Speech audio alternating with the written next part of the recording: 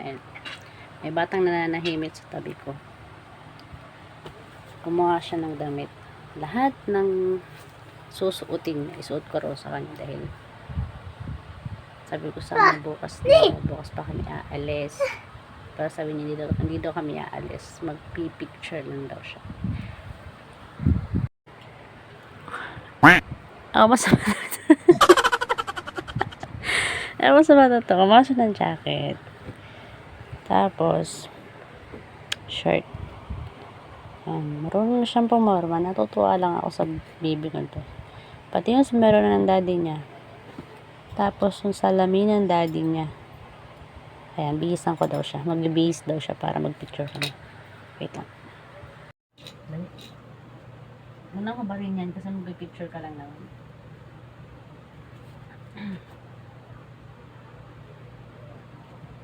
Short. Ikaw kumuha nito. Yan. Ganda yan. Tapos, mag-jacket ka. Mag-jacket ka ba? Dapat ikaw na nagbibihis. Marunong ka na, diba? Big boy ka na, diba? Kapatulong ka lang sa akin. Pero marunong ka na magbihis. Okay na. Tapos, ano pa sunod? Bakit may belt? Para saan yung belt? Lalagyan natin ng belt yan. Sige. Kahit di garter siya, lalagyan natin siya ng belt. Yan, ang ganda. Tapos, ito, sombrero. Pag ganyan, o pag ganito. Yan, ganyan. Para kita. Para kita to Yan, tapos, salamin pa.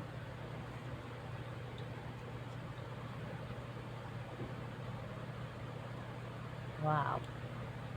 Okay na? Hindi pa.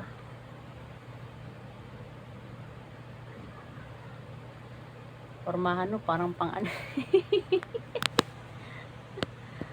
Oh. Picture na ba tayo? Lang.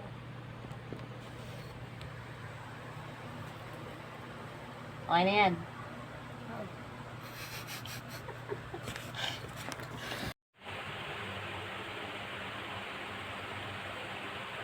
Okay.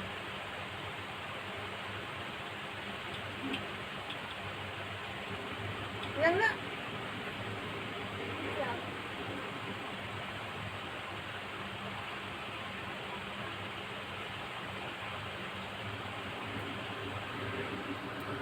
Ano, ready ka na?